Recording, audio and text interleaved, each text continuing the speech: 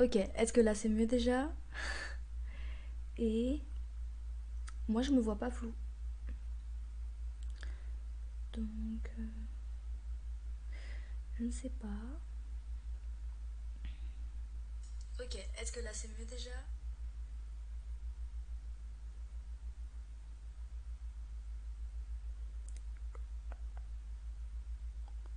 C'est mieux, ça s'est amélioré? Pourtant j'ai rien fait, hein.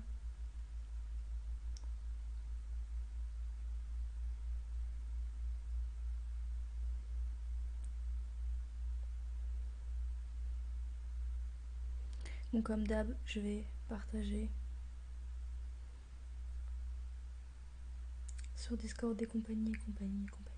Blablabla, pour que ça soit fait.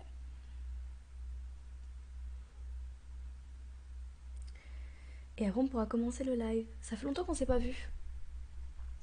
Ça fait très longtemps. Je suis contente de reprendre les lives. Ça m'avait trop manqué. Je suis super excitée de lancer cette nouvelle série, ce nouveau concept, enfin ce nouveau thème. Comme vous pouvez le voir, genre, j'ai tout donné pour être dans l'univers de Noël. Vous vouliez de la magie de Noël, je suis la magie de Noël, ok? J'ai tout donné. J'ai grave fait un effort parce que je sais qu'il y avait des déçus sur pour le live d'Halloween qui étaient déçus de pas voir de pas voir des déguisements et tout. Donc là j'ai donné mon max. Alors comment on partage encore ce putain de lien? Le jour où j'aurai du skills sur Twitch, ça sera.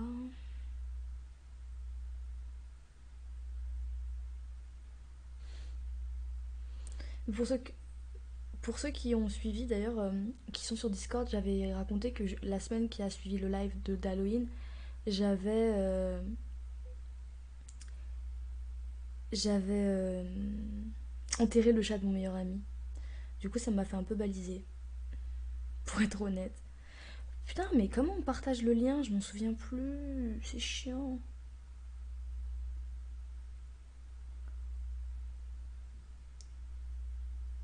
Ça me saoule. Et oui, j'ai un axolote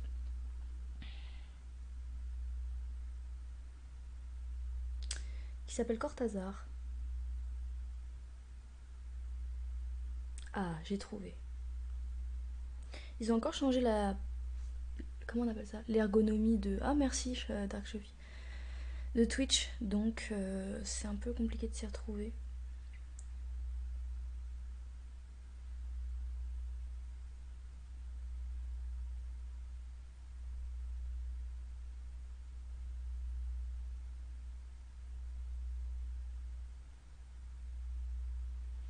Voilà. Voilà, voilà. Donc, ceux qui ont suivi d'ailleurs les sondages et compagnie, vous savez qu'on a choisi de lire Casse-Noisette.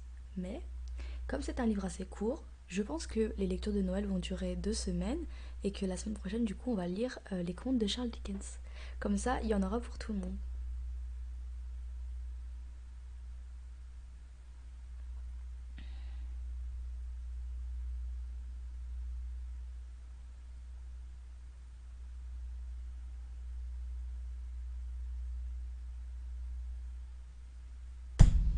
Voilà. D'ailleurs, je sais.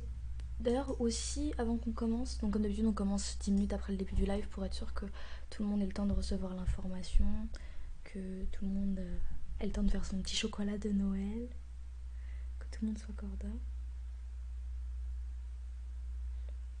Mais voilà, j'ai vu aussi qu'on pouvait plus sur Twitch enlever, enfin faire un pop du chat. Ça c'est super naze par contre. Parce que moi j'ai pas la vision d'un lynx, donc avant on pouvait faire un pop et le mettre sur le côté. Maintenant on peut plus. Je comprends pas pourquoi.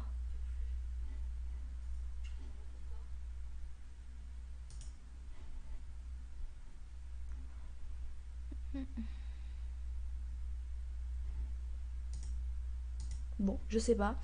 Du coup je vais juste me baser sur mon retour écran. Donc si jamais je suis plus lente que d'habitude, à les répondre, c'est tout simplement parce que je ne vois rien. Voilà.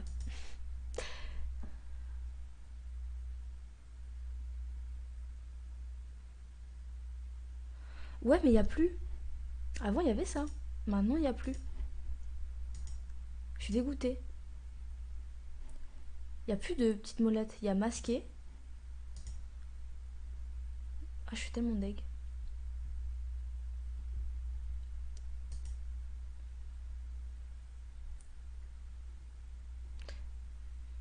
Non, mais je vous dis, il n'y a plus. Vous voulez pas me croire.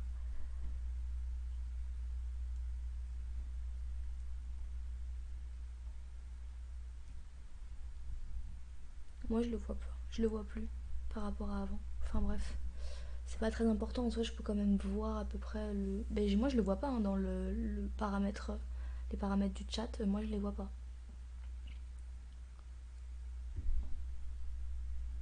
Moi, j'ai chat et paramètres du chat. Quitter les paramètres du modérateur.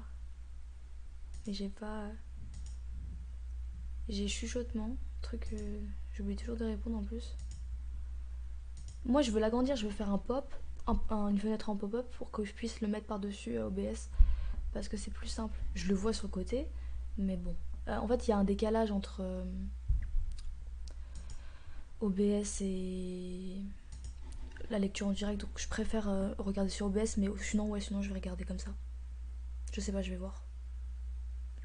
Enfin, bref. Du coup, on va commencer. Là, ça fait. On est à 39. On va commencer dans pas longtemps. J'ai préparé un chocolat de Noël avec une tasse de Noël. Est-ce que vous voyez comment j'ai fait des efforts quand même pour vous faire un beau visuel très kitsch avec mon magnifique gui pour que vous puissiez venir me faire des kisses sous le gui. Vraiment, je suis très fière de mon visuel. Et donc, on va lire quoi, Snowden.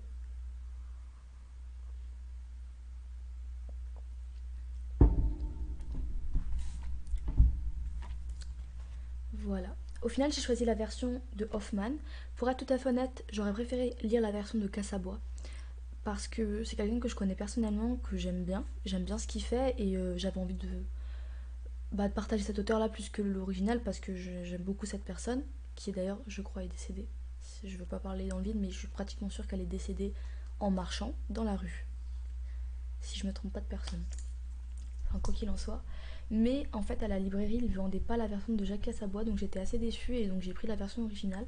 Ce qui est assez bizarre, c'est que quand même, c'est la période de Noël et c'était compliqué de trouver le livre, quoi. Alors que, je sais pas, pour moi, ça me paraît un peu un classique.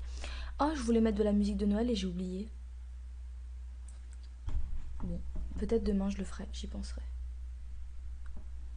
Du coup, voilà. Et on va commencer tout de suite.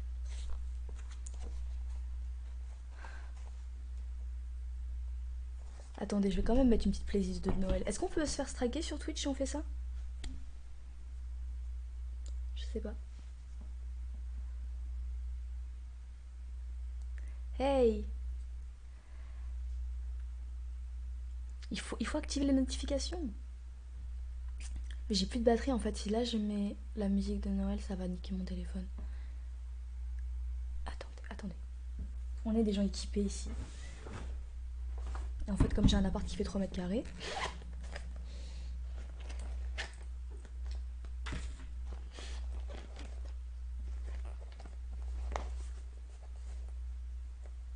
j'ai partagé sur Discord. Si même Discord n'est pas cordé avec moi.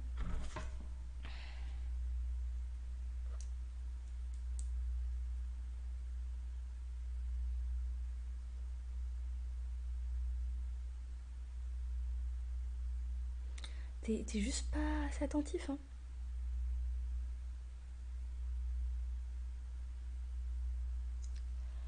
Alors, est-ce qu'il nous reste encore un RESP quelque part? Bon, ça va faire un bruit assez chiant, je pense bien.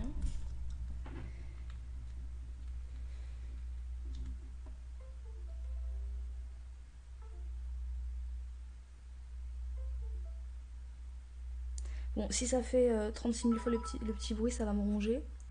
Merci pour ton abonnement. D'ailleurs, merci à toutes les personnes qui m'ont fait des dons. Je l'ai pas dit ici, mais j'ai eu un problème avec mon PayPal, du coup ça a renvoyé le don de certaines personnes parce que PayPal ne veut pas me faire de virement. Et j'avais envie de rien dépenser à la base, donc j'ai été obligée de dépenser vite l'argent pour pas que qu'on me reprenne tout. Mais je suis désolée si vous avez reçu des renvois de dessous, c'est pas de ma faute. Voilà. Bon, on met la musique de Noël et après c'est bon, on pourra commencer. Qu'est-ce qu'on va mettre? On va taper playlist de Noël. Les hits de Noël. Oh là là. Je peux pas faire plus dans le cliché là, franchement.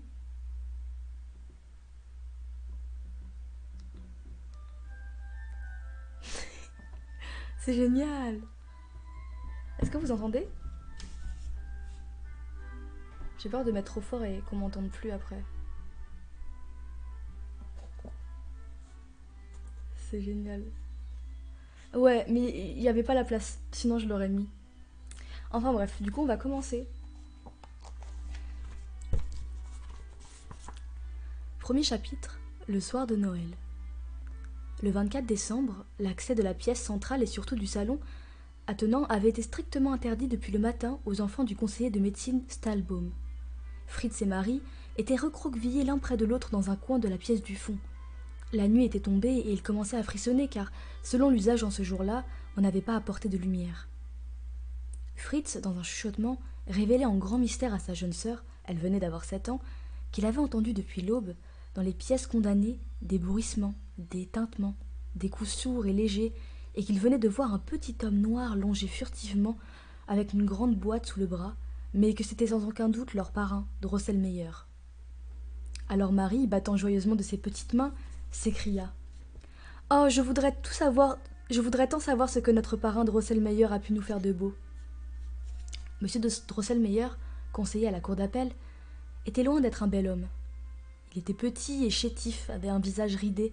Il portait sur l'œil droit un large bandeau noir et n'avait pas un seul cheveu, ce qui l'obligeait à mettre une belle perruque blanche, laquelle était en verre et fort habilement travaillée.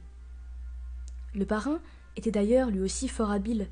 Il n'ignorait rien de l'art ça fait longtemps. Il n'ignorait rien de l'art de l'horlogerie. Quand l'une de ces magnifiques pendules des Stahlbaum tombait malade et ne voulait plus chanter, le parrain Drosselmeyer venait à la maison, enlevait sa perruque de verre, retirait sa petite redingote jaune, nouait autour de sa taille un tablier bleu et fouillait dans la pendule avec des instruments pointus. La petite Marie souffrait à ce spectacle. Cependant, il ne causait aucun dommage à la pendule. Celle-ci, tout au contraire, reprenait vie et se mettait bientôt à ronronner, à battre, à chanter, et tous en éprouvaient beaucoup de joie. À chaque visite, il avait dans sa poche quelques surprises pour les enfants. Tantôt c'était un petit bonhomme qui tournait les yeux et faisait des compliments, ce qui était bien drôle à voir. Tantôt un petit oiseau qui sortait d'une boîte en sautillant, ou toute autre curiosité de ce genre. Mais pour Noël, il avait coutume de fabriquer quelques ingénieuses merveilles, qui lui coûtaient beaucoup de peine et que, pour cette raison, les parents mettaient soigneusement de côté dès que l'enfant l'avait reçu. « Oh, je voudrais tant savoir ce que notre parrain a pu nous faire de beau !» s'écriait donc Marie. Fritz était d'avis que ce serait cette fois sans aucun doute une forteresse dans laquelle de magnifiques soldats marcheraient au pas et feraient l'exercice. D'autres soldats viendraient et essaieraient de pénétrer dans la place, mais ceux qui étaient à l'intérieur tireraient vaillamment du canon et cela ferait un fameux vacarme.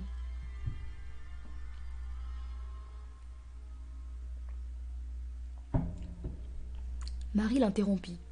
« Non, non, le parrain Drosselmeyer m'a parlé d'un beau jardin avec un grand lac sur lequel glissent des cygnes magnifiques qui portent au cou des rubans dorés et chantent les mélodies les plus ravissantes. Et s'il y a une petite fille qui vient du jardin, elle s'approche du lac, attire les cygnes et leur donne du massepain bien sucré. »« Les cygnes ne mangent pas de massepain, » intervint sèchement Fritz.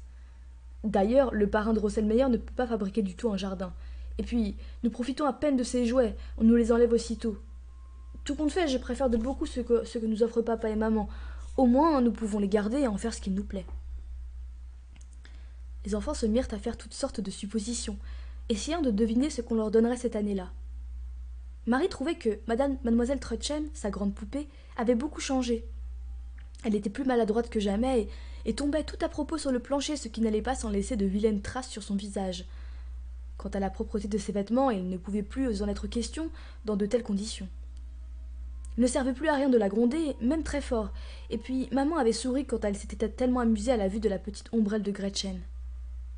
Fritz, de son côté, affirmait qu'il lui fallait absolument un bel alezan pour son écurie princière et que ses troupes manquaient totalement de cavalerie et que papa le savait bien. Ainsi, les enfants n'ignoraient pas que leurs parents avaient acheté pour eux toutes sortes de beaux cadeaux et qu'ils les installaient en ce moment dans le salon. Pourtant, ils ne doutaient pas un seul instant que le cher petit Jésus regarda toutes ces préparatifs de son doux regard d'enfant et que tout cadeau de Noël comme effleuré par une main bénie donna plus de joie et de bonheur qu'aucune autre. C'était d'ailleurs ce que Louise, leur sœur, rappelait aux enfants, tandis qu'ils ne cessaient de parler tout bas des cadeaux qu'ils allaient recevoir. Elle ajoutait que c'était toujours le petit Jésus qui, par l'intermédiaire de leurs chers parents, offrait aux enfants ce qui pouvait leur faire le plus grand plaisir, et qu'il savait cela bien mieux que les enfants eux-mêmes, que ceux-ci ne devaient donc pas désirer recevoir ceci ou cela, mais attendre dans la paix de leur cœur ce qui leur était destiné. La petite Marie devint toute songeuse, mais Fritz murmura « Je voudrais tout de même bien avoir un alezan et des hussards. » Il faisait maintenant nuit noire.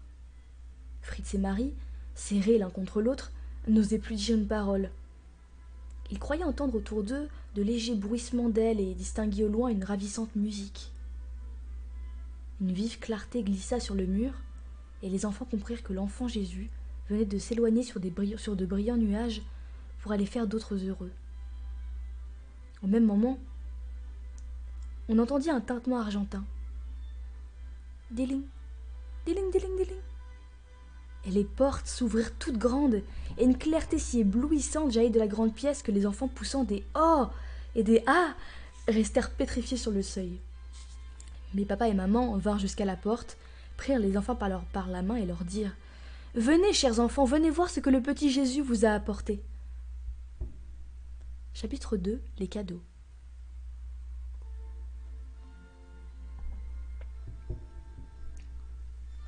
J'en appelle à toi, ami lecteur, et à toi, cher auditeur, cher Fritz, ou Théodore, ou Ernest, ou quel que soit ton nom, je te demande d'évoquer le plus nettement possible la dernière table de Noël que tu aies vue richement garnie de cadeaux magnifiques. Tu imagineras sans peine le muet ravissement des enfants qui, les yeux brillants, contemplaient ce spectacle. Au bout de quelques instants, Marie s'écria enfin avec un profond soupir. « Oh, que c'est beau, que c'est beau !» Et Fritz tenta quelques pirouettes fort réussies. En vérité, les enfants avaient dû être cette année-là particulièrement doués et sages, car jamais encore ils n'avaient reçu de cadeaux aussi magnifiques. Le grand sapin, au milieu de la pièce, était chargé de pommes de pin argentées et dorées. Toutes les branches bougeonnaient comme des feuilles et des fleurs, des dragées et des bonbons aux vives couleurs, toutes les friandises les plus délicieuses que l'on puisse imaginer. Ce qu'il y avait de plus extraordinaire dans cet arbre merveilleux, c'étaient des centaines de bougies qui brillaient comme autant de petites étoiles parmi les sombres branchages. Cette vive clarté que l'arbre projetait sur lui-même et alentour semblait inviter amicalement les enfants à cueillir ses fleurs et ses fruits. Tout ce qui était autour de l'arbre resplendissait de mille chatoyantes couleurs. Que de belles choses il y avait là! Qui saurait les décrire? Marie aperçut de ravissantes poupées et de petits ustensiles flambant neufs, mais le plus beau de tous était une petite robe de soie finement ornée de rubans de couleurs. Elle était installée si bien en vue que la petite Marie pouvait l'examiner de tous les côtés, ce qu'elle ne manqua pas de faire en ne cessant de s'exclamer « Oh, la belle robe! Oh, la jolie, jolie, jolie petite robe! Et j'aurai le droit de la mettre? Je suis sûre que j'en aurai le droit !» Cependant, Fritz avait déjà galopé 3 ou 4 fois autour de la table pour essayer le nouvel alezan qu'il avait trouvé attaché par la bride. Quand il y mit pied à terre, il affirma que c'était un animal farouche, mais que cela ne faisait rien, et qu'il en viendrait bien à bout. Puis il passa en revue le nouvel escadron et les hussards. Ils portaient des uniformes rouges richement chamarrés d'or et des armes tout en argent, et ils montaient des chevaux d'un blanc si éclatant qu'on les eût presque dit aussi. Et ils montaient des chevaux d'un blanc si éclatant qu'on les eût presque dit eux aussi de pur argent. Les enfants s'étaient un peu calmés. Ils allaient se pencher sur les livres d'images grand ouverts, dans lesquels on pouvait admirer du premier coup de belles fleurs, des gens vêtus de costumes aux riches couleurs, et même des enfants ravissants, occupés à jouer et peints de façon si naturelle qu'on croyait les voir vivre et les entendre parler. Ils se préparaient donc à admirer ces merveilles lorsqu'ils entendirent de nouveau tinter une sonnerie. Ils savaient que c'était maintenant le parrain de Drosselmeyer qui allait distribuer ses cadeaux, et ils coururent vers la table dressée contre le mur. On se hâta de retirer le paravent derrière lequel le vieux parrain s'était jusque-là tenu caché.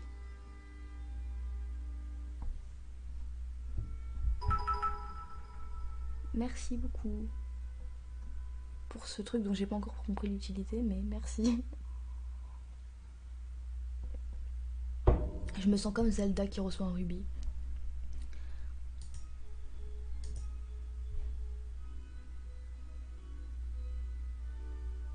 Mais depuis tout à l'heure, moi je vois même pas les chats. Je suis dégoûtée.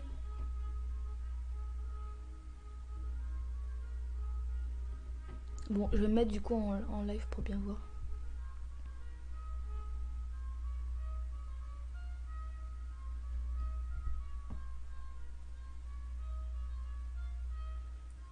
Et merci pour les compliments sur ma super tenue de Noël. J'en suis très fière, particulièrement ce petit Guy qui virevolte de toutes parts.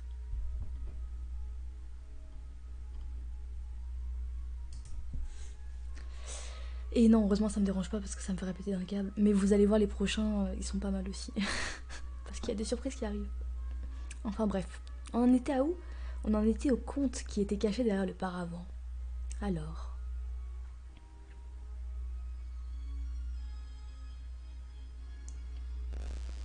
On se hâta de retirer le paravent, derrière lequel le vieux parrain s'était jusque-là tenu caché. Quelle merveille s'offrit alors au regard des enfants! Un magnifique château, avec de vraies fenêtres et des tours dorées, se dressait sur une pelouse verte parsemée de fleurs de toutes les couleurs. On entendit un carillon, portes et fenêtres s'ouvrir, et l'on aperçut de minuscules et ravissants personnages qui se promenaient dans les salles. Les dames portaient des chapeaux à plumes et de longues robes à traînes. Dans la pièce centrale qui semblait embrasée, tant les lustres d'argent portaient de bougies allumées, des enfants vêtus de boléros et de petites redingotes dansaient au son du carillon. À l'une des fenêtres apparaissait fréquemment un monsieur qui portait un manteau vert émeraude et faisait un signe de la main avant de disparaître. Et le parrain de Drosselmeyer, en personne, mais à peine plus haut que le pouce de papa, sortait parfois sur le perron, puis rentrait aussitôt.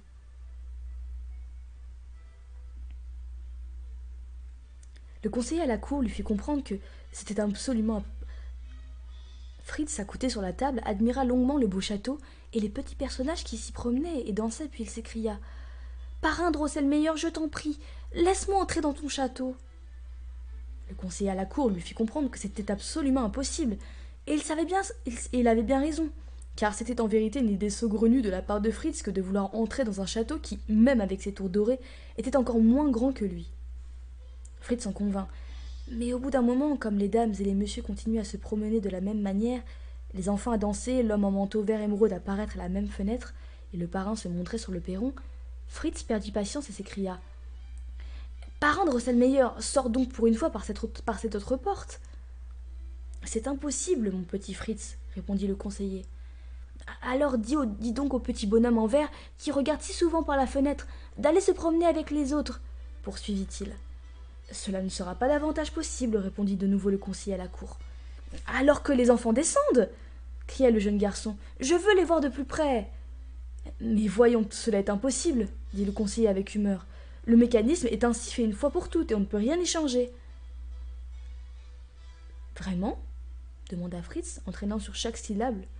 « Rien de tout cela n'est possible ?»« Bien, écoute, parrain Drosselmeyer, si tes petits bonhommes endimanchés ne peuvent jamais faire que la même chose dans leur château, c'est qu'ils ne valent pas cher, et je ne tiens pas particulièrement à eux.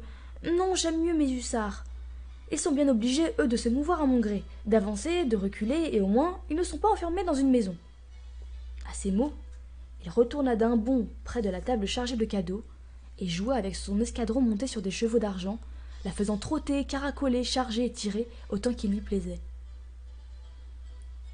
Marie, de son côté, s'était éloignée furtivement car elle s'était elle aussi vite lassée des petits personnages qui allaient et venaient et dansaient dans le château. Mais comme elle était bonne et bien élevée, elle ne voulait pas le laisser voir comme l'avait fait son frère Fritz. Le conseiller à la cour, d'assez méchante humeur, dit aux parents: un tel chef-d'œuvre d'ingéniosité n'est pas fait pour des enfants qui n'y comprennent rien. Je vais remporter mon château.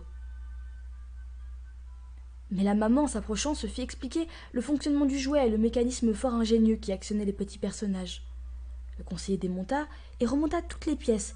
Cela lui rendit toute sa belle humeur. Il fit encore cadeau aux enfants de quelques jolis bonshommes et bonnes femmes vêtus de brun, dont les visages, les mains et les jambes étaient tout dorés. Ils portaient tous le costume national de Thorn et avaient la bonne odeur douceâtre du pain d'épices, ce que Fritz et Marie trouvaient délicieux. Leur sœur Louise, sur les instances de sa mère, avait mis la belle robe qu'on lui avait offerte. Elle était ravissante. Mais Marie, que l'on avait aussi prié de mettre la sienne, dit qu'elle préférait l'admirer encore un peu ainsi, alors on le lui accorda volontiers.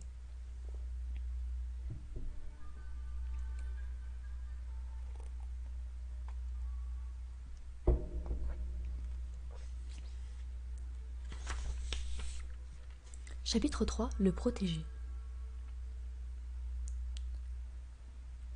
À vrai dire, si Marie tenait tellement à ne pas s'éloigner de la table, c'était qu'elle venait d'y découvrir quelque chose qu'elle n'avait pas encore remarqué.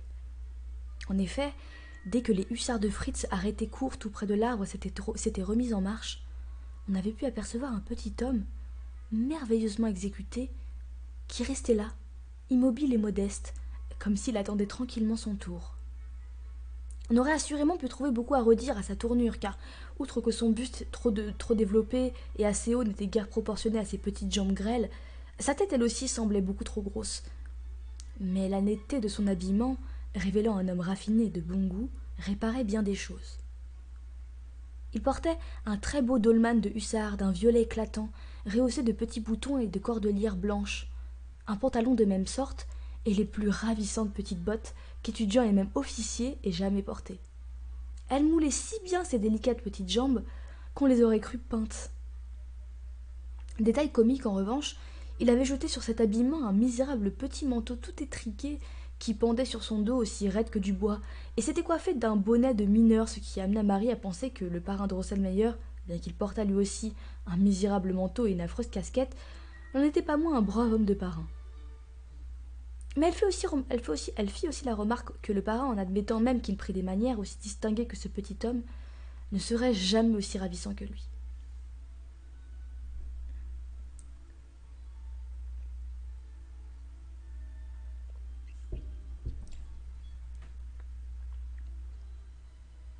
Plus Marie considérait ce charmant personnage qu'elle s'était mise à aimer dès le premier coup d'œil, plus elle s'apercevait que son visage respirait la bonté. Ses yeux vert clair un peu saillants n'exprimaient qu'amitié et bienveillance. Il portait avec bonheur une barbe de coton blanc soigneusement peignée qui soulignait encore le tendre sourire de sa bouche vermeille. « Oh, cher papa !» s'écria enfin la petite fille à qui appartient le délicieux petit homme qui se trouve auprès de l'arbre. « Celui-là, ma chère petite, répondit le père, devra travailler pour vous tous. Il se chargera de croquer pour vous les noisettes trop dures, et il appartient aussi bien à Louise qu'à toi et à Fritz. » Le père le prit délicatement sur la table et souleva son manteau de bois, ce qui lui fit rouvrir une large bouche, et montrer 2 rangées de dents, des petites dents pointues et très blanches.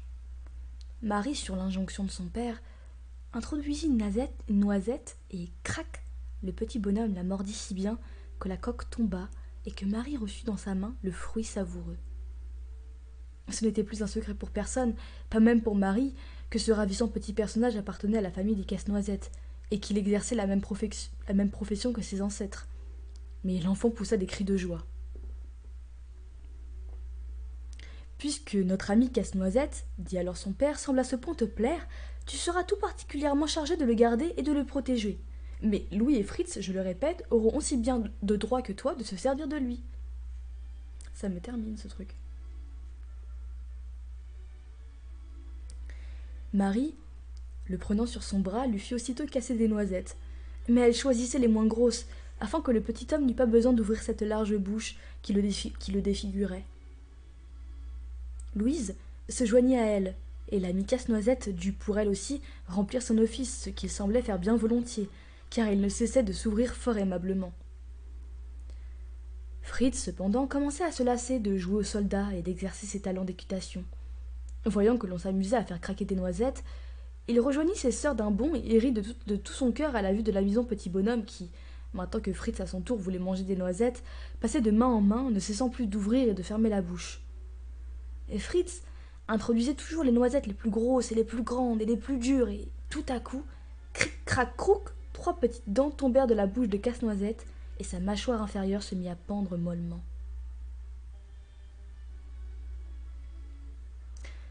Oh, mon cher Casse-Noisette, s'écria Marie en l'arrachant des mains de Fritz. Ce n'est qu'un pauvre être stupide, dit Fritz. Il prétend s'appeler Casse-Noisette et il n'a même pas une mâchoire convenable. Il n'a pas l'air de connaître grand-chose à son métier. Donne-le, Marie, je veux qu'il me croque des noisettes. Dût-il y perdre ce qu'il lui reste de dents ou démolir tout son menton? Pour ce que vaut ce nigaud, cela n'a pas grande importance. Non, non, cria Marie, les larmes aux yeux. Tu n'auras pas mon cher Casse-Noisette. Vois comme il me regarde tristement en me montrant sa petite bouche blessée. Mais toi, tu n'as vraiment pas de cœur. Tu bats tes chevaux et il t'arrive aussi de tuer tes soldats. Il le faut bien. Tu n'y comprends rien, cria Fritz à son tour. Pour ce qui est de Casse-Noisette, il m'appartient autant qu'à toi. Donne-le-moi.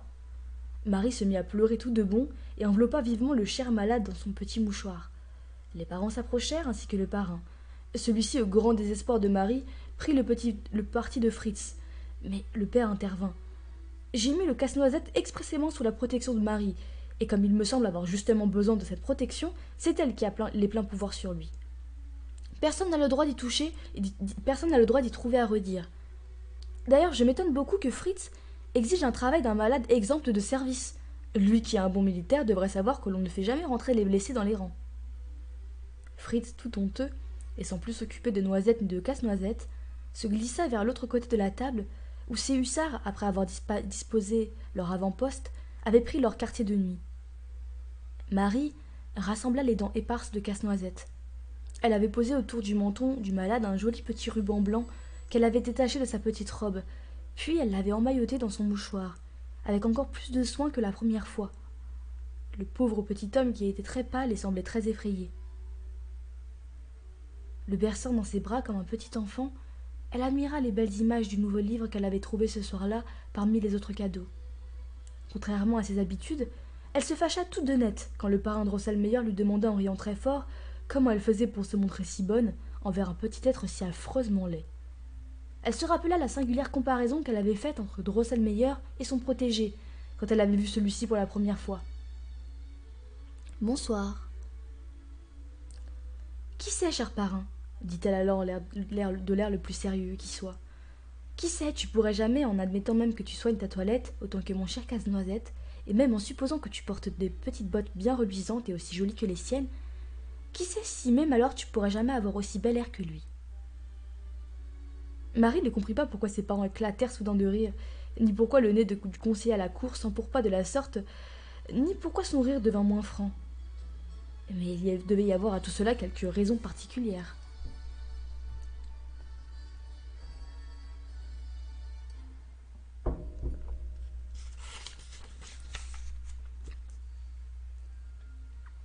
Chapitre 4, je crois. Prodige. Il y aura toujours la rediff. Dans le salon du conseiller de médecine, immédiatement à gauche de la porte d'entrée, il y a le long d'un grand pan de mur une vaste armoire vitrée dans laquelle les enfants gardent les beaux cadeaux qu'ils reçoivent chaque année. Louise était encore une toute petite fille quand son père avait fait construire cette armoire par un très habile ébéniste. Celui-ci avait posé des vitres si claires et aménagé l'ensemble de manière si adroite que tout ce qu'elle contenait semblait presque plus beau encore et plus brillant que lorsqu'on le tenait entre les mains. L'étagère supérieure, que ni Marie ni Fritz ne pouvaient atteindre, contenait toutes les merveilles que fabriquait le parrain de Drosselmeyer. Celle qui se trouvait immédiatement en dessous était réservée aux livres d'images. Quant aux 2 planches inférieures, Marie et Fritz avaient le droit de les garnir à leur gré. Il se trouvait que Marie utilisait toujours celle du bas comme demeure pour ses poupées, tandis que Fritz établissait dans l'autre les cantonnements de ses troupes. Il en avait été ainsi ce jour-là. Fritz avait disposé ses hussards sur l'étagère habituelle, cependant que Marie, mettant mademoiselle Trudchen un peu à l'écart, avait installé en bas dans la chambre élégamment meublée sa nouvelle poupée, si richement vêtue, et s'était invitée à déguster avec elle quelques friandises. J'ai dit que cette chambre était très élégamment meublée. Rien n'est plus exact. Je me demande même si toi, petite Marie qui m'écoute avec tant d'attention, ou si la petite Stalbaum, car tu sais déjà qu'elle s'appelle Marie comme toi, je me demande si vous possédez ainsi, aussi l'une ou l'autre, un petit canapé parsemé de jolies fleurs, et plusieurs ravissantes petites chaises, et la plus charmante des tables à thé, et surtout un joli petit lit aussi net que celui dans lequel reposaient ces splendides poupées. Tout cela se trouvait dans un coin de l'armoire tapissée, en cet endroit de petites images aux vives couleurs. La nouvelle poupée, qui, ainsi que Marie l'apprit le soir même, avait été nommée Clairette, ne pouvait manquer, tu l'imagines, sans peine, de trouver une telle chambre bien confortable.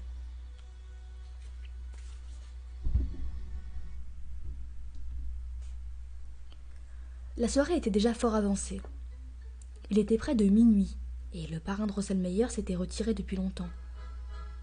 Mais les enfants ne pouvaient toujours pas s'arracher à l'armoire vitrée, malgré les objurgations de leur mère qui les priait de se décider à aller se coucher. « C'est vrai, admit enfin Fritz, ces pauvres diables, il voulait parler de ses hussards, ont aussi besoin de repos, et tant que je serai là, il n'en se trouvera pas un, je le sais bien, qui osera donner tant soit de peu la tête. »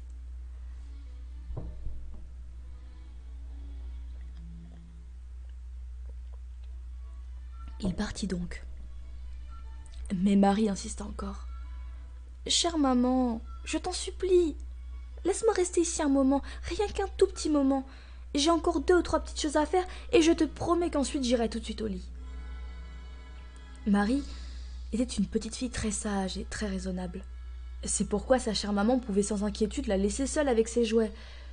Mais pour que l'enfant ne fût pas trop tentée par la nouvelle poupée ou par les autres jolis jouets de l'armoire, et qu'elle n'oubliât pas ainsi les bougies qui étaient allumées près du meuble, sa maman les éteignit toutes. Il ne resta plus que le lustre du plafond qui répandait une douce et agréable lumière.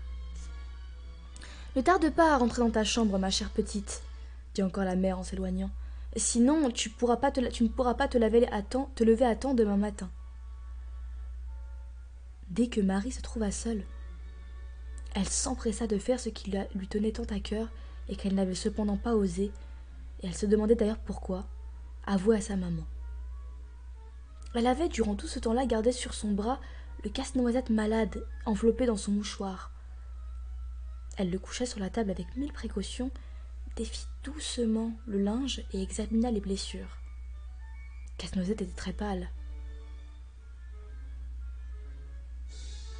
Mais il avait toujours son sourire triste et affectueux, et cela fendait le cœur de la petite Marie. « Oh, mon petit casse-noisette, dit-elle tout bas, ne sois pas fâché que mon frère Fritz t'ait fait si grand mal. Il n'a pas voulu être méchant.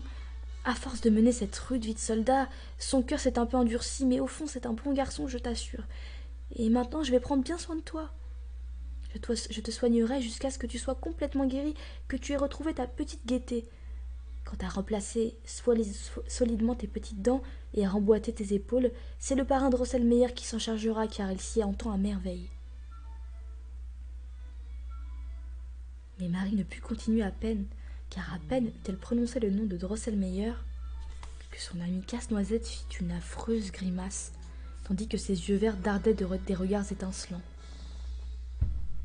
Marie était sur le point de se laisser aller à l'épouvante quand elle retrouva tout aussi soudainement le visage souriant et triste du brave Casse-Noisette. Et elle vit bien que c'était la lueur du lustre arrivée par un bref courant d'air qui avait ainsi défiguré le visage de Casse-Noisette. Ne suis-je pas stupide pour une petite fille, m'effrayer aussi facilement et croire que cette petite poupée de bois est capable de me faire des grimaces? Mais que j'aime Casse-Noisette, il est si drôle, et si bon aussi, et c'est pour cela que je veux le soigner le mieux possible. » Et Marie, prenant son amie sur son bras, s'approcha de l'armoire, s'agenouilla devant elle et dit à la nouvelle poupée. « Je t'en prie, Clairette, donne ton petit lit au pauvre Casse-Noisette, blessé, et essaie de t'arranger avec le canapé. Songe que tu es bien portante et en pleine vigueur, sinon tu n'aurais pas ces belles joues vermeilles. Et dis-toi que bien peu de poupées, même parmi les plus belles, ont des canapés aussi moelleux que le tien. Mademoiselle Clairette, dans ses magnifiques atouts de Noël, semblait le prendre de haut et paraissait assez contrariée. Elle ne dit mot. Je me demande pourquoi je ne fais tant de manières, dit Marie. Attirant le lit, elle y étendit Casse-Noisette avec beaucoup de douceur, banda ses épaules blessées avec un très joli ruban qu'elle portait habituellement autour de la taille, et tira la couverture jusque sous son nez. Mais il vaut mieux qu'il ne reste pas auprès de cette vilaine Clairette, dit encore Marie. Et retirant le petit lit où reposait Casse-Noisette, elle le déposa sur l'étagère supérieure de sorte qu'il se trouvait tout à côté du beau village où cantonnaient les hussards de Fritz. Elle ferma l'armoire et se disposa à gagner la chambre lorsque, écoutez bien les enfants, elle perçut soudain, autour d'elle, des sons légers, des sons très très légers. C'était comme des murmures, des chuchotements, des bruissements qui semblaient surgir de toutes parts derrière les poêles, derrière les chaises, derrière les armoires. La grande horloge se mit soudain à ronronner de plus en plus fort, mais sans pouvoir sonner. Marie, en levant les yeux, vit que la grande chouette dorée qui trônait tout en haut avait laissé retomber ses ailes de telle sorte qu'elle recouvrait toute l'horloge et tendait en avant son affreuse tête de chat au bec recourbé. Puis le ronronnement s'accentua, se transforma en paroles inintelligibles. Horloge, horloge, ronronnez tout doucement. Le roi des rats a fine oreille pour chanter le vieux refrain, pour sonner les carillons, sonner car son heure approche. Et à ce moment, poum, poum, poum, s'égrenèrent sourds et rauques les 12 coups de minuit. Marie commençait à être terrifiée. Elle allait s'enfuir épouvantée lorsqu'elle aperçut soudain le parrain Drosselmeyer qui, perché tout en haut de l'horloge à la place de la chouette, laissait pendre de part et d'autre comme des ailes les 2 pans de son habit. Mais elle se ressaisit et cria avec des larmes dans la voix. « Parrain Drosselmeyer, que fais-tu là-haut ? Descends près de moi au lieu de me faire peur, vilain parrain !» Mais alors, d'affreux ricanements, de sinistres sifflements se firent entendre. De tous côtés, et l'on perçut bientôt de petits trottinements. On eût dit que de milliers de petites pattes couraient derrière les murs, et en même temps, on apercevait dans les fentes du plancher des milliers de petites lumières. Mais regardez de plus près, ce n'étaient pas des petites lumières, mais des milliers de petits yeux étincelants. Marie s'aperçut alors que dans tous les coins, des souris montraient le bout de leur nez. Et bientôt, hop hop hop, des bandes de plus en plus serrées, de petites souris aux yeux brillants, galopèrent en tous sens dans la pièce, puis s'alignèrent, comme Fritz avait coutume d'aligner ses soldats avant une bataille. Marie trouva cela très amusant, et comme elle ne partageait pas l'aversion naturelle que tant d'autres enfants éprouvent à l'égard des souris, elle était bien près d'oublier sa frayeur lorsque les sinistres sifflements reprirent soudain de plus belle et la glacèrent d'épouvante.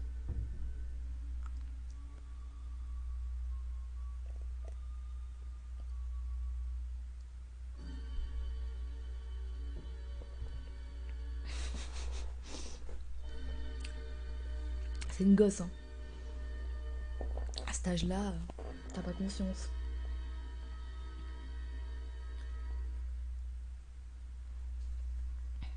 Et savez-vous ce qu'elle vit ? Écoute-moi bien, cher Fritz.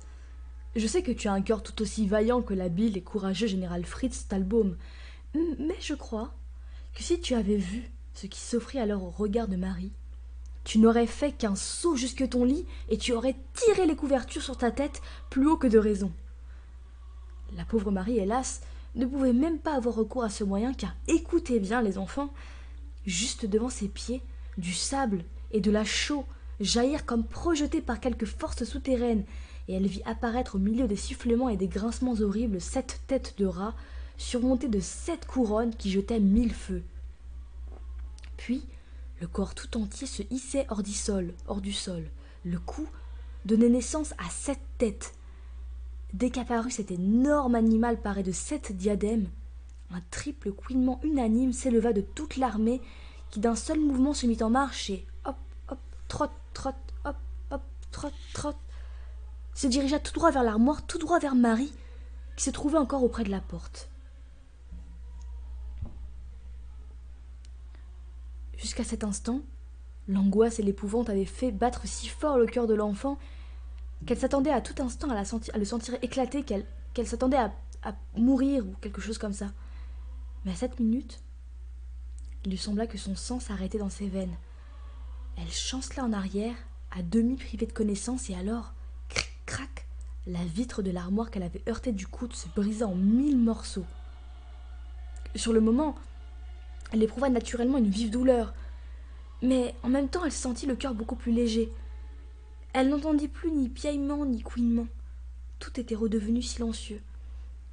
Elle n'osait pas regarder, mais il lui semblait que les rats, effrayés par les cliquetis du verre cassé, avaient réintégré leur trou.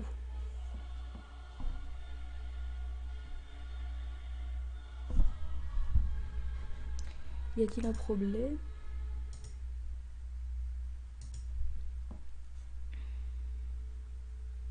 Non, c'est bon. Et pourtant, mais qu'arrivait-il encore? D'étranges bruits s'élevaient de nouveau dans l'armoire, juste derrière elle. Des voix menues chuchotaient. Réveillez-vous! Réveillez-vous! Venez au combat, c'est cette nuit, réveillez-vous, au rang pour le combat! À cela se mêlaient les sons gracieux et harmonieux d'un carillon. Ah, je reconnais mon petit carillon! S'écria joyeusement Marie en faisant un bond de côté. Elle vit alors dans l'armoire de singulières lueurs et un inquiétant remue-ménage. C'étaient plusieurs poupées qui se démenaient et battaient l'air de leurs petits bras. D'un seul coup, Casse-Noisette se redressa, rejeta loin de lui la couverture et fut d'un bond sur pied. Il criait de toutes ses forces. « Stupide racaille de rats, sornette de bête !» Puis tirant sa petite épée, il la brandit en l'air et s'écria « Chers sujets, mes amis, mes frères, voulez-vous m'assister en ce rude combat ?» Aussitôt, 3 scaramouches, un pantalon, 4 ramoneurs, 2 joueurs de sitar et un tambour crièrent avec ardeur. « Oui, maître, nous vous sommes attachés par une indestructible fidélité. Nous vous suivrons au combat et jusque dans la victoire ou dans la mort. » Et ils se précipitèrent à la suite de l'ardent Casse-Noisette, qui risquait un saut dangereux du haut de l'étagère. Il leur était bien facile de sauter à eux, qui non seulement portaient de riches vêtements, de draps et de soie, mais avaient aussi le corps rempli de coton, de paille hachée, ce qui leur permettait de tomber mollement comme des sacs de laine. Mais il n'en était pas de même du pauvre Casse-Noisette. Il se serait à coup sûr rompu les bras et les jambes, car pensez donc, il avait près de 2 pieds de haut et de son étagère à celle du bas, et son corps était aussi cassant que s'il avait été taillé dans du bois de tilleul. Oui, Casse-Noisette se serait certainement rompu bras et jambes, si à l'instant même où il avait sauté, Mademoiselle Clairette n'avait pas bondi de son canapé et reçu dans ses bras moelleux notre héros avec son épée au clair.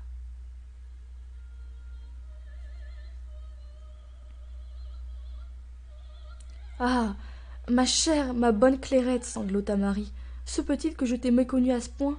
C'était certainement de bon gré que tu donnais ton petit lit à notre bon Casse-Noisette. Mademoiselle Clairette, cependant, pressait tendrement le jeune héros contre son cœur de soie et disait « Vous n'allez pas, ô maître, aller au combat et au danger, malade et blessé comme vous voilà. Voyez avec quelle ardeur belliqueuse et quelle confiance en la victoire vos vaillants sujets se rassemblent. Scaramouche, pantalon, ramoneur, sitariste et tambour sont déjà sur le plancher et, sur mon étagère, les figurines à devises commencent à s'agiter sérieusement. Daignez, Seigneur, reposer dans mes bras ou contempler votre victoire du haut de mon chapeau à plumes. » Ainsi parla Clairette. Mais Casse-Noisette se montrait récalcitrant et se débattait si bien de ses petites jambes que Clairette dut promptement le déposer sur le sol. Mais aussitôt il se mit fort courtoisement un genou à terre et murmura.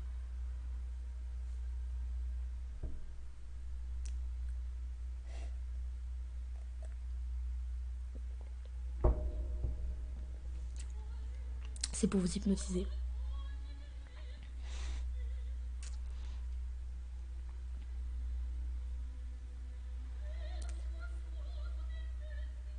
Noble dame, au cœur du combat et de la mêlée, je penserai sans cesse à la grâce et à la bonté que vous m'avez témoignées. » Alors Clairette se pencha si bas qu'elle put le prendre par son petit bras. Elle le releva doucement, détacha rapidement sa ceinture ornée de 1000 paillettes et se disposait à emparer le petit homme. Mais celui-ci, reculant de 2 pas, mit la main sur son cœur et dit d'un ton très solennel: « Oh, je vous en prie, ô dame, ne gaspillez pas ainsi pour vous mes faveurs, pour moi vos faveurs. » Et il s'arrêta, poussa un profond soupir, arracha vivement de ses épaules le petit ruban avec lequel Marie l'avait pansé, le pressa sur ses lèvres, le ceignit à la manière d'une écharpe et, brandissant vaillamment sa petite épée dégainée, sauta avec la vive légèreté d'un petit oiseau par-dessus la plainte de l'armoire et se retrouva sur le plancher. Vous remarquerez, cher ami qui m'écoutait, que Casse-Noisette, bien avant d'être réellement vivant, avait déjà eu une conscience très nette de l'amour et de la bonté que Marie lui avait témoigné, et que s'il avait refusé de porter le ruban de Clairette, qui pourtant était si joli et brillait de 1000 feux, c'était uniquement parce qu'il s'était pris d'affection pour Marie. Et le bon et fidèle Casse-Noisette préférait se parer du simple petit ruban de l'enfant. Et maintenant, que va-t-il se passer? Que va-t-il se passer? Dès que Casse-Noisette a sauté sur le plancher, les couinements et les sifflements reprennent. Ciel! La bande funeste des rats et des souris innombrables sont alignés sous la grande table, et au milieu, les dominant tous, le rat immonde aux 7 têtes. Que va-t-il se passer? T'es un gamin. Bon. Normalement, si on veut lire plusieurs soirs, il faudra stopper tout de suite la lecture. Mais il est quand même un peu tôt. Donc, est-ce qu'on continue à lire encore 40 pages? Et donc le live va se terminer beaucoup plus rapidement. Dites-moi.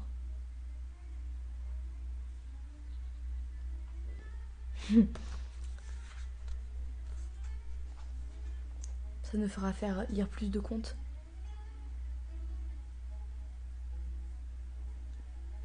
On peut faire comme ça. Je sais pas si je le finirai en une soirée, peut-être, peut-être pas. Mais en tout cas, ça va assez vite.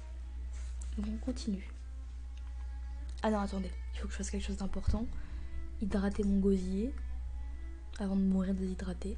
Donc, petite pause de 5 minutes, 2 minutes. À tout de suite. Je vous laisse sur une intermède musicale.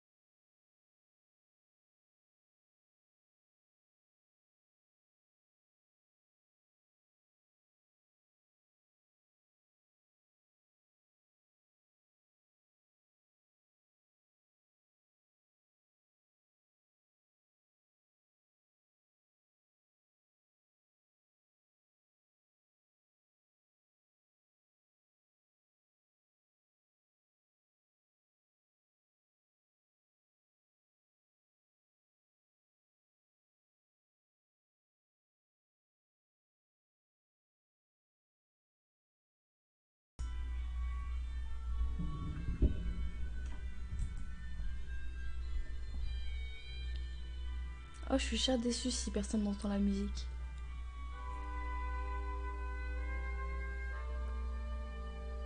Ah bah ouais. Quelle idiote. Je suis vraiment sotte. Désolée pour ça. Un jour, je m'améliorerai. Et il n'y a pas de Perrier ce soir. C'est la Hesse là. Pas d'argent. Juste de l'eau plate. Du coup, chapitre suivant, le combat. Tambour, fidèle sujet, battez la générale, cria Casse-Noisette. Et aussitôt, le tambour se mit à battre son instrument avec une telle virtuosité que les vitres de l'armoire tremblèrent et vibrèrent. Puis on entendit des claquements et des craquements à l'intérieur du meuble. Et je vais peut-être baisser le son.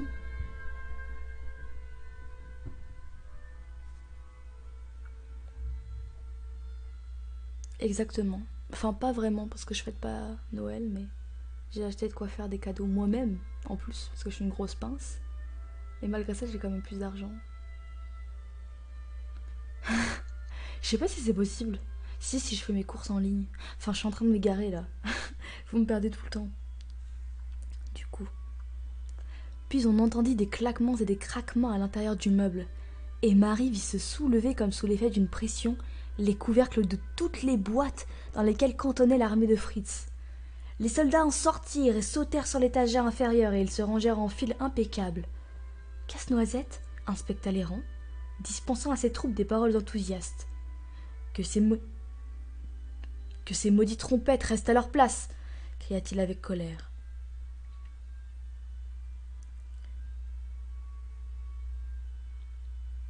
Puis, se tournant vivement vers Pantalon, qui, un peu pâle, dodelinait de son long menton, il lui dit d'un ton solennel : « Général, je connais votre courage et votre expérience. Il s'agit cette fois de juger rapidement la situation et de ne pas laisser passer le moment favorable. Je vous confie le commandement de toute la cavalerie et de toute l'artillerie. Vous n'avez pas besoin de cheval, car vos jambes sont assez longues et galopent assez vite. Et maintenant, faites votre devoir. » Aussitôt, Pantalon porta ses longs doigts maigres à sa bouche et émit un son strident. On eût dit des centaines de petites trompettes retentissant joyeusement. Il y eut alors dans l'armée des hennissements et des piaffements. Les cuirassiers et les dragons de Fritz, et surtout les nouveaux hussards, tout flambant neufs, en sortirent en bon ordre et se formèrent ensuite sur le plancher. Puis, tous les régiments et bannières au vent et fanfares en tête défilèrent devant Casse-Noisette et se déployèrent aussitôt sur le plancher.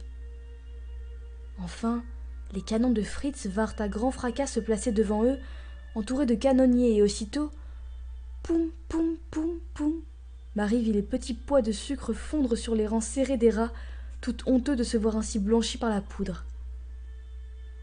C'était surtout une lourde batterie installée sur le tabouret de maman qui, boum, boum, tirait sans relâche sur les rats des petites boules de pain d'épices qui les abattaient. Cependant, les rats gagnaient du terrain. Ils coururent même à l'assaut de quelques canons, mais la fumée et la poussière empêchèrent Marie de voir ce qui se passait. Mais il était évident que les deux corps d'armée se battaient âprement. Pendant longtemps, la victoire balança entre les deux. Les rats déployaient des forces de plus en plus nombreuses et les petites pilules argentées qu'ils projetaient avec beaucoup d'adresse atteignaient déjà l'armoire vitrée. Clairette et Trudchen, en proie au désespoir, couraient en tous sens et se tordaient déjà les mains. « Hélas, dois-je mourir en pleine jeunesse, moi la plus belle des poupées ?» s'écria Clairette. « Hélas, ne me suis-je si bien conservée que pour périr ici entre mes quatre murs ?» s'écriait Trudchen. Puis elles se jetèrent l'une contre l'autre et se lamentèrent si fort qu'on les entendait en dépit de ce bruit infernal. Car vous pourriez difficilement vous faire une idée, chers petits auditeurs, du tumulte qui régnait désormais dans la pièce. Le fracas des projectiles, pouf, pouf, bim, badaboum, se mêlait au piaulement et au couinement des rats et de leur roi. Dans les instants de répit, on entendait de nouveau s'élever la voix puissante de Casse-Noisette, donner des ordres utiles et on le voyait passer devant les bataillons de première ligne. Pantalon avait exécuté quelques brillantes charges de cavalerie et s'était couvert de gloire. Mais les hussards de Fritz reçurent de l'artillerie des rats une affreuse décharge de boules puantes qui firent sur leur pourpoint rouge de très vilaines taches, après quoi ils préférèrent ne pas se mettre en avant. Pantalon les fit se replier sur la gauche et dans le feu du commandement, il opéra le même mouvement ainsi que ses dragons et ses cuirassiers, de sorte que tous se replièrent vers la gauche et rentrèrent chez eux. Cette manœuvre découvrit la batterie installée sur le tabouret. Aussitôt, une troupe compacte d'affreux rats accourut et monta si brutalement à l'assaut que le tabouret, avec tous ses canons et tous ses canonniers, tomba.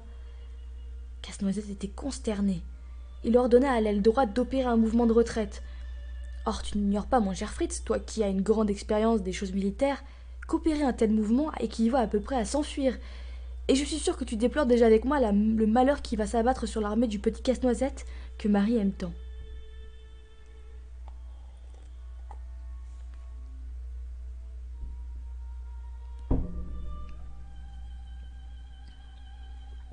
Mais détourne tes yeux tristes de ce spectacle et observe l'aile gauche de son armée. Là, tout est encore en bon ordre, tous les espoirs sont permis. Au plus chaud de la mêlée, des troupes de cavalerie de l'armée des rats avaient débouché sans bruit de la commode et, poussant d'affreux piaillements sonores, s'étaient jetés avec fureur sur l'aile gauche de l'armée de Casse-Noisette. Mais à quelle résistance ils se heurtèrent? Lentement, en raison des difficultés que créaient les accidents de terrain, il s'agissait entre autres de franchir la plainte de l'armoire, les figurines à devises avançaient conduites par 2 empereurs chinois, et se formèrent en carré plein. Ces vaillantes troupes, composées de personnages de toutes sortes, de nombreux jardiniers, tyroliens, tongouzes, coiffeurs, arlequins, cupidons, lions, tigres, singes et guenons, combattaient avec sang-froid, courage et ténacité. Ce bataillon d'élite, avec une bravoure spartiate, aurait arraché la victoire à l'ennemi si un audacieux capitaine de la cavalerie des rats, poussant en avant une folle témérité, n'avait d'un coup de dent arraché la tête de l'un des empereurs chinois, et si celui-ci n'avait entraîné dans sa chute 2 tongousses et une guenon. Les rangs se trouvant éclaircis, l'ennemi y pénétra, et le bataillon tout entier ne tarda pas à succomber aux morsures des rats.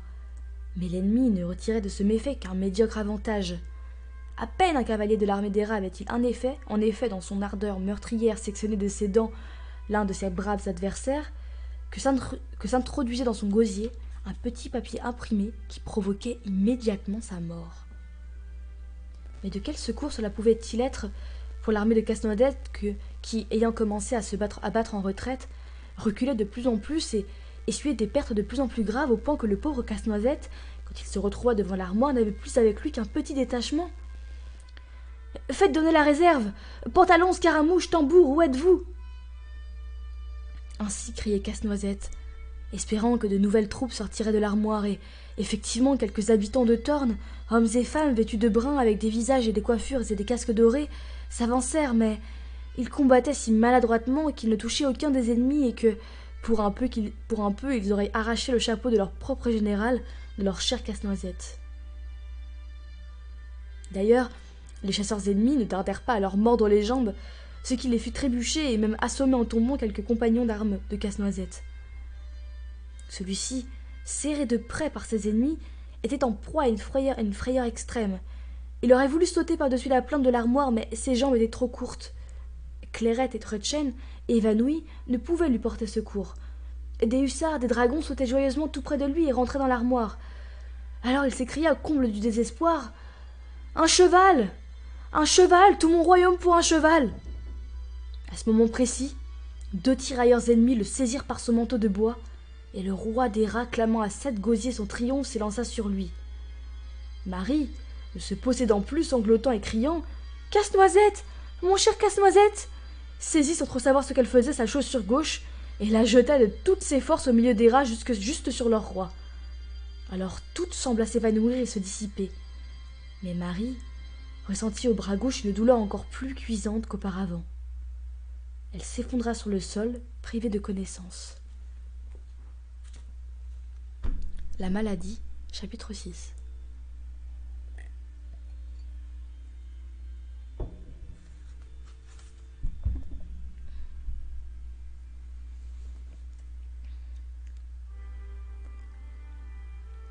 Quand Marie s'éveilla, elle crut sortir d'un sommeil de mort.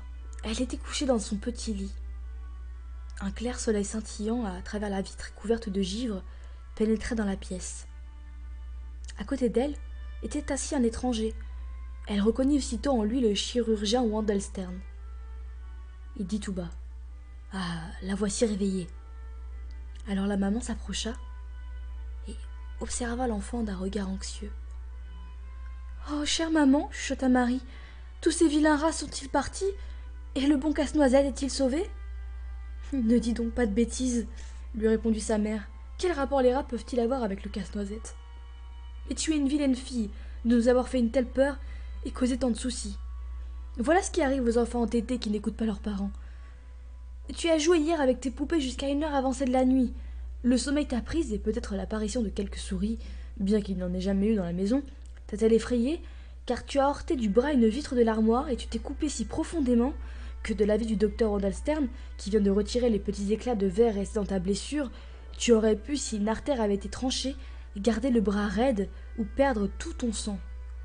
Dieu merci, je me suis réveillée à minuit, ne te voyant pas dans la chambre à 1 heure si tardive, je me suis levée et suis allée dans le salon, où je t'ai trouvé par terre, évanouie près de l'armoire et perdant ton sang en abondance. Pour un peu, je me serais évanouie moi aussi de frayeur. Tu étais donc étendu à terre et tout autour de toi étaient éparpillés en grand nombre les soldats de plomb de Fritz, d'autres poupées, des petits bonshommes en pain d'épices. Quant à Casse-Noisette, tu le tenais étroitement serré de ton bras ensanglanté, et non loin de toi gisait ta chaussure. « Ah, vous voyez, maman !» s'écria Marie. « C'était là les traces de la grande bataille que se sont livrées les poupées et les rats. »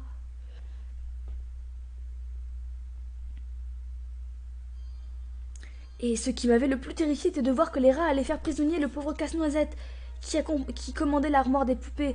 C'est alors que j'ai jeté ma chaussure parmi eux. Après, je ne sais plus trop.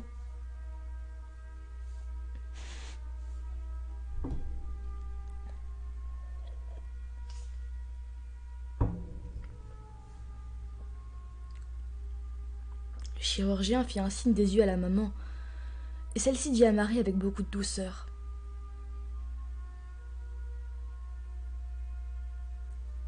Si tu viens pour regarder, tu peux trouver du monde, mais si tu viens pour trouver l'amour, tu vas pas trouver grand-chose. Hein.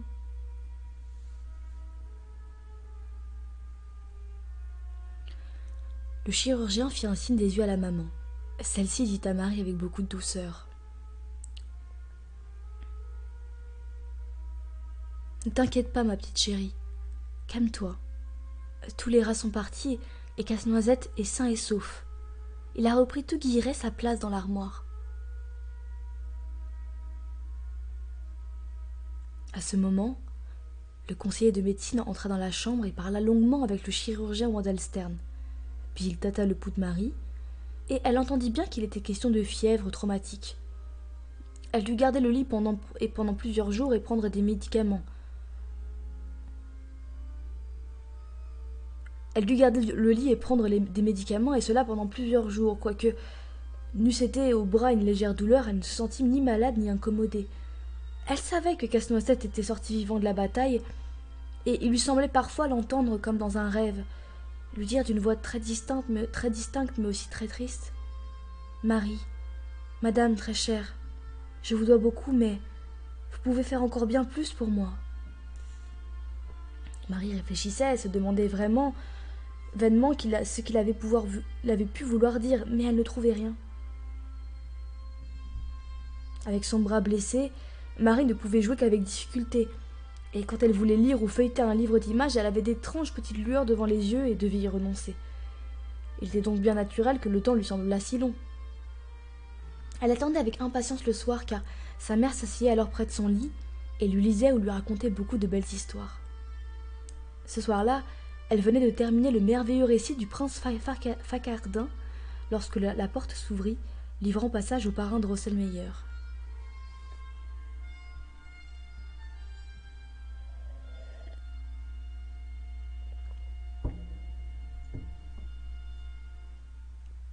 Merci de reconnaître le charme de cette branche de gui.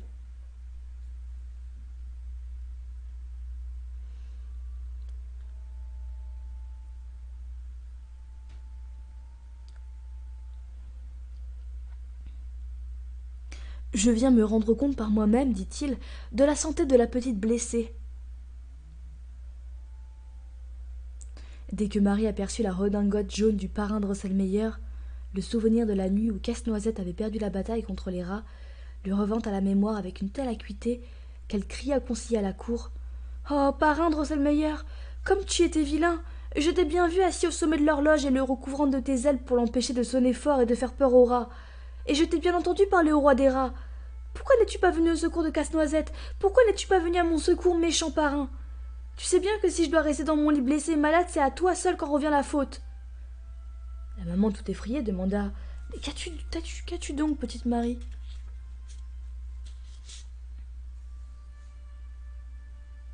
Mais le parrain Drosselmeyer, avec d'étranges grimaces, dit d'une voix monotone et nasillarde: Le balancier devait battre, mais il ne voulait pas.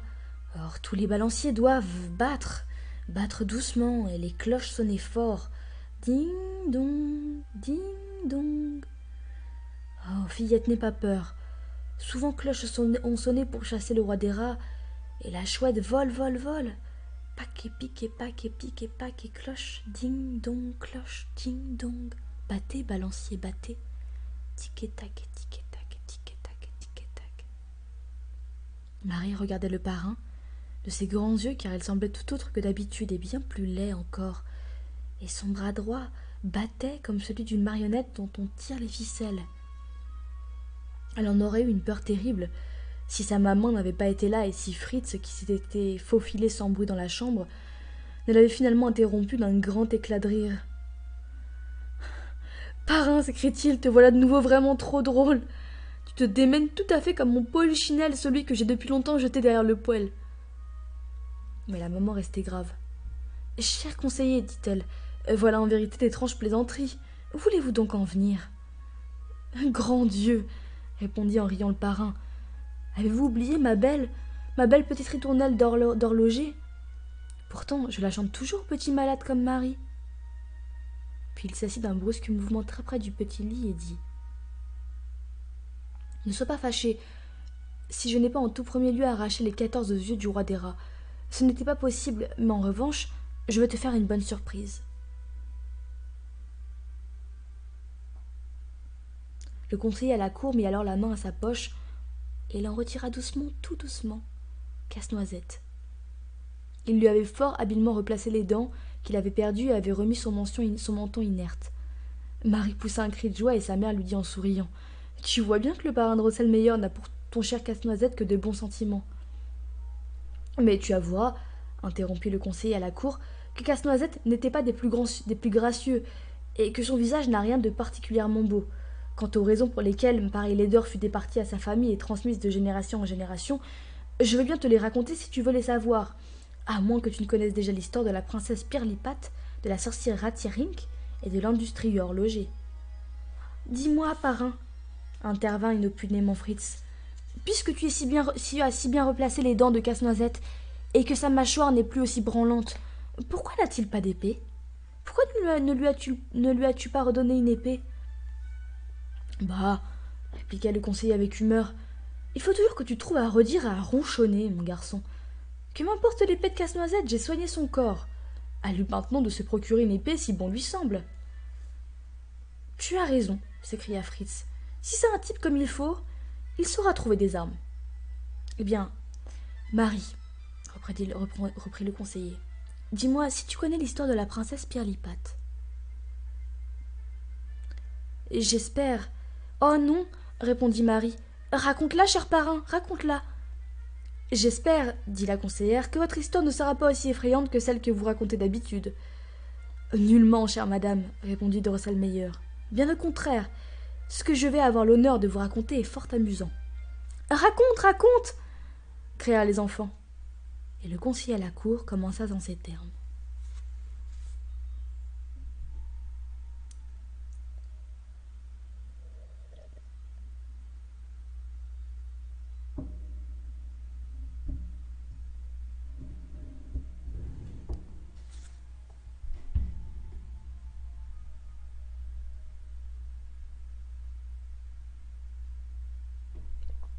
Bon, on va être honnête avec soi-même.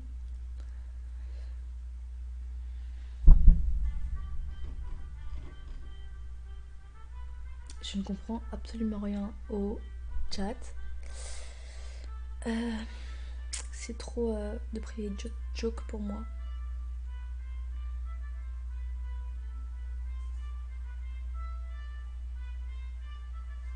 Ah, ce qu'ils étaient. Des weirdos.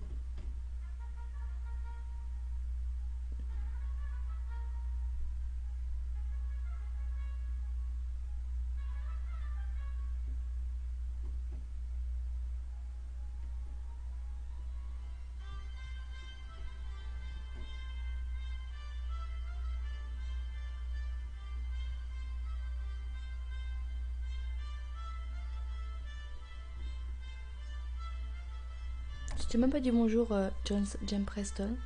Bon, désolé pour ceux qui suivent le live, mais je prends un peu de temps pour lire les messages. Parce que j'avoue, je peux pas lire vos messages et j'aime bien voir quand même ce que vous me dites.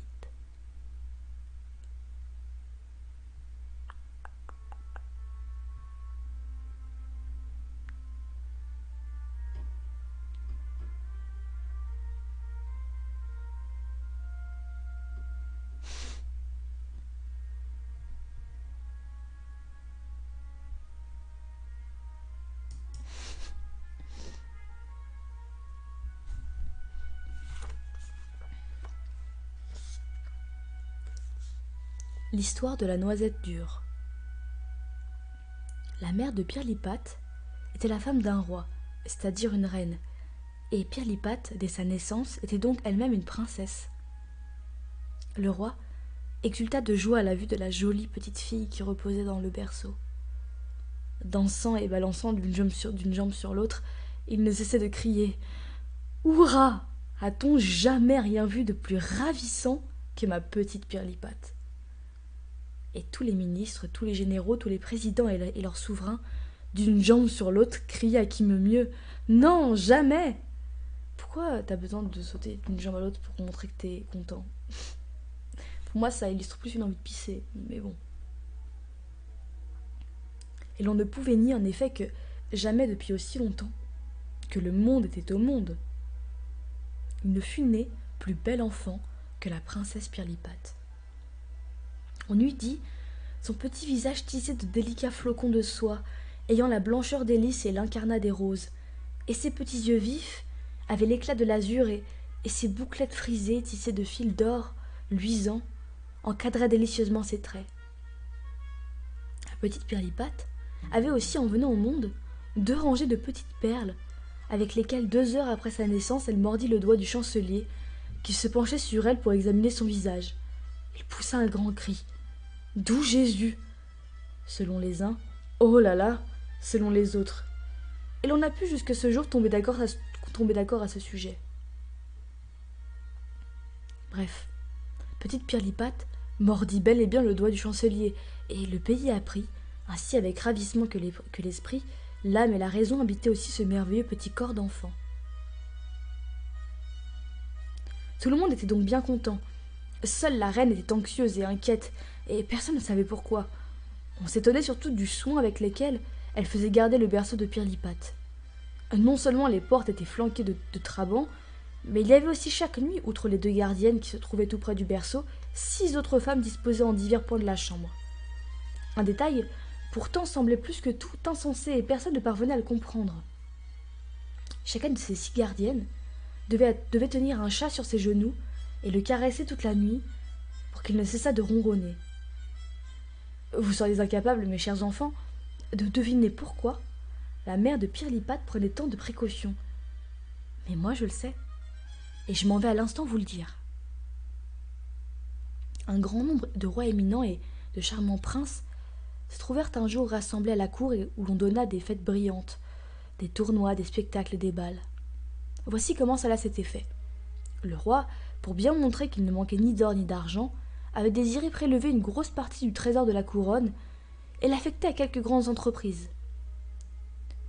Ayant appris du grand cuisinier de la cour, sous le sceau du secret, que l'astrologue de la cour avait désigné le jour où l'on tuerait les bêtes, il avait ordonné un grand festin de saucisses et était monté en personne dans son carrosse pour inviter tous ses rois et ses princes à venir prendre une simple cuillerée de soupe.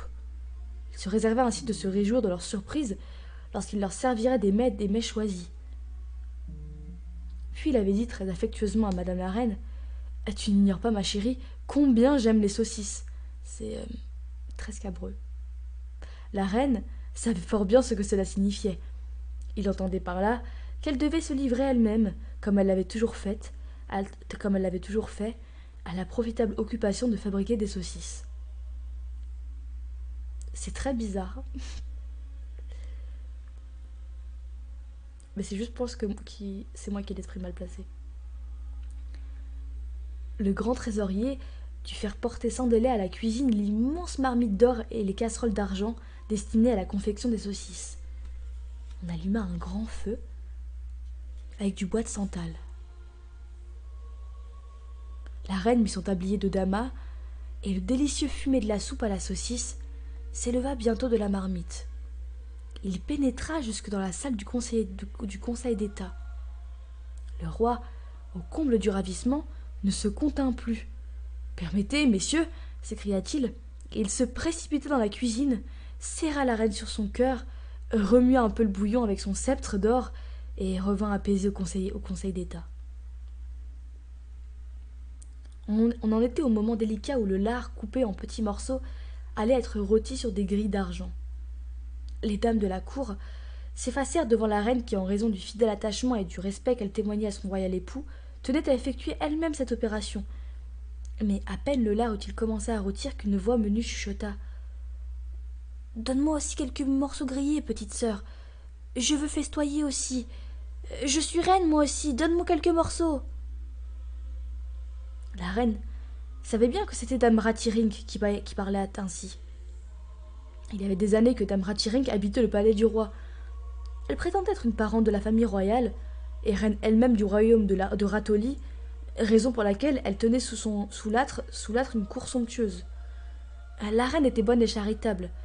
Sans doute n'acceptait-elle qu'avec peine de considérer dame Ratirink comme une reine et surtout comme sa sœur.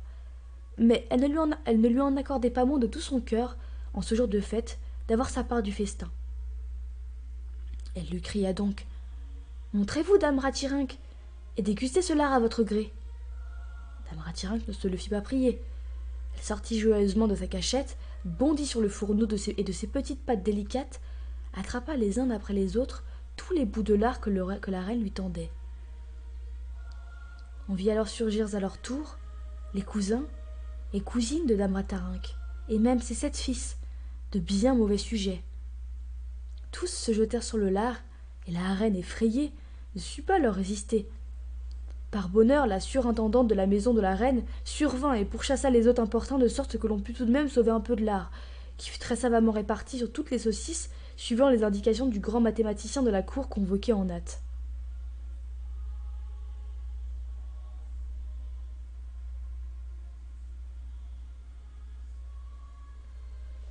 Au son retentissant des tambours et des trompettes, tous les souverains et tous les princes présents, vêtus de leurs costumes de gala, se rendaient en grand cortège qui sur des palanquins blancs, qui dans des casseroles de cristal à la régalade de saucisses. Le roi les accueillit avec une gracieuse et aimable cordialité, puis, portant couronne et tenant le sceptre, il s'assit en sa qualité de souverain du pays, au haut bout de la table.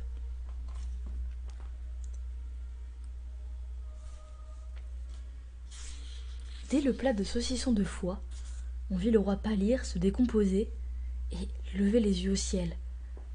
De légers soupirs s'échappaient de sa poitrine, une affreuse douleur semblait lui ravager le cœur. Mais quand vint le tour des boudins, il s'effondra sur le dossier de son fauteuil, gémissant et sanglotant, cachant son visage de ses mains, il se lamentait bruyamment. Tous se levèrent vivement de la table. Le médecin attitré du roi s'efforça valement de saisir le pouls de son malheureux maître, qui semblait en proie à un désespoir sans nom. Enfin, après que l'on eut dépensé beaucoup de paroles et eu recours aux moyens les plus énergiques, tels que des plumes d'oie grillées ou autres palliatifs de ce genre, le roi parut revenir un peu à lui. D'une voix à peine intelligible, il balbutia « Pas assez de lard !» Alors la reine désespérée se jeta à ses pieds et sanglota « Oh, mon pauvre, mon infortuné royal époux, hélas, quelle douleur est la vôtre, mais voyez à vos pieds la coupable. Punissez-la sévèrement. » Hélas, dame Ratirink et ses 7 fils et ses cousins et ses cousines, ce sont eux qui ont mangé le lard. Et et la reine tomba à la renverse sans connaissance. Le roi, fort en colère, bondit et s'écria « Madame la surintendante, comment cela s'est-il passé ?» La surintendante raconta qu'elle savait ce qu'elle savait, et le roi décida de se venger de Dame Ratyrinque et de toute sa famille qui avait mangé le lard de ses saucisses. On convoqua le conseil secret et l'on décida d'instruire le procès de Dame Ratyrinque et de la déposséder de tous ses biens. Et comme le roi craignait que cela ne l'empêchât pas de continuer pendant ce temps à lui manger son lard, l'affaire fut soumise au grand horloger et à l'alchimiste de la cour. Cet homme, qui portait le même nom que moi et s'appelait Christian Elias Drosselmeyer, promit de trouver un procédé diplomatique pour éloigner à jamais du palais Dame Ratyrinque et sa famille. Il inventa à cet effet de petites machines d'un fonctionnement très subtil. Il y installa au bout d'un fil du lard grillé et les disposa autour de la demeure de la mangeuse de lard. Dame Ratyrinque avait beaucoup trop de sagesse pour ne pas deviner la ruse de Drosselmeyer, mais toutes ces mises en garde, toutes ces explications ne servirent à rien. Attirés par le délicieux fumet du lard grillé, les 7 fils et beaucoup de cousins et de cousines de Dame Ratyrinque pénétraient dans la machine de Drosselmeyer. Au moment où ils étaient sur le point d'attraper le lard, une grille se déclenchait et tombait, les faisant prisonniers, après quoi ils étaient honteusement exécutés dans la cuisine.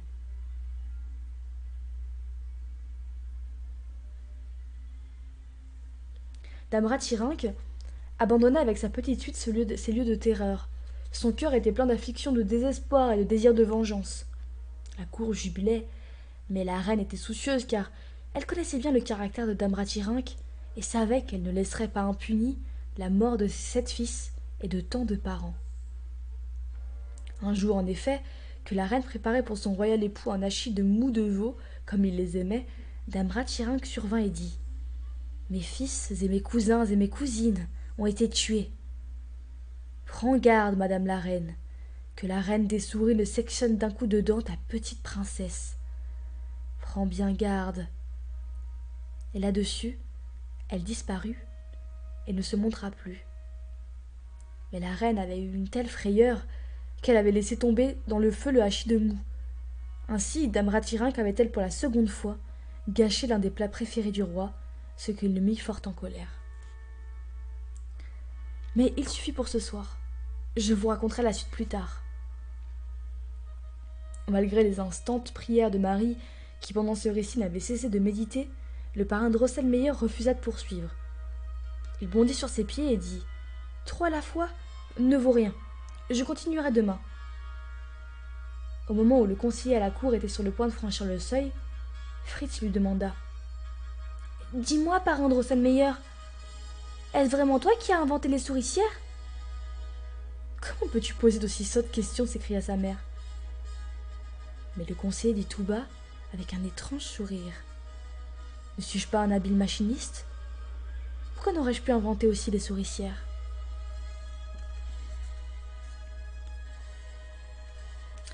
On va s'arrêter là, je pense, pour rester dans le suspense et continuer demain.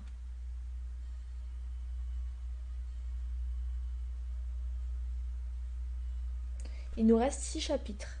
On en a lu 1, 2, 3, 4, 5, 6, 7. 7.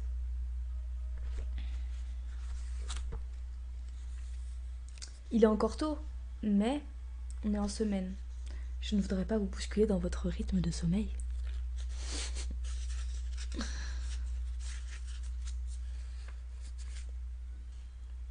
Ça va, ça vous plaît pour l'instant? Wow, l'image a fait peur. Je sais pas si vous allez voir. Attendez, parce que moi-même je peux pas voir ce que je fais. Oh.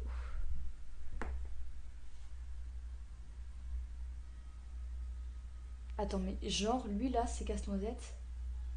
Mais moi, je lui donne pas l'heure. Hein. Il fait trop peur.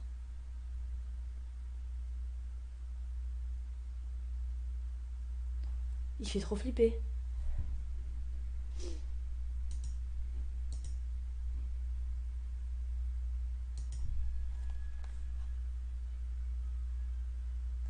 C'est quoi un cliffhanger?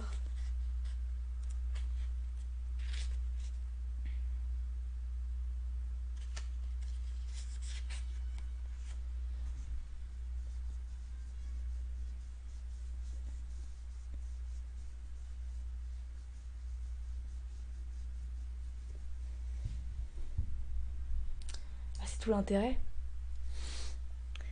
Comme ça, vous y penserez demain et cette nuit. Et on se retrouvera pour la suite au soir, prochain soir. N'est-ce pas? C'est du même acabit. Bon, j'espère que cette première partie vous a plu. On se retrouve demain pour la suite. Donc je pense que ça va se finir en 2 jours. Malheureusement, je pourrais pas lire samedi. Donc même si je commence la prochaine lecture tout de suite après en enchaînant, je pourrais pas vous lire 2 jours de suite. Donc on verra à ce moment-là qu'est-ce qui vous plaît le plus. Soit lire vendredi et dimanche, soit attendre la semaine suivante, on verra. Enfin voilà. J'espère que ça vous a plu. Je suis très très contente d'avoir commencé la série de Noël. Et puis on se retrouve à demain pour un nouveau serre-tête un peu plus gênant. Bisous et dormez bien. Bon courage pour tous ceux qui bossent demain. Ciao.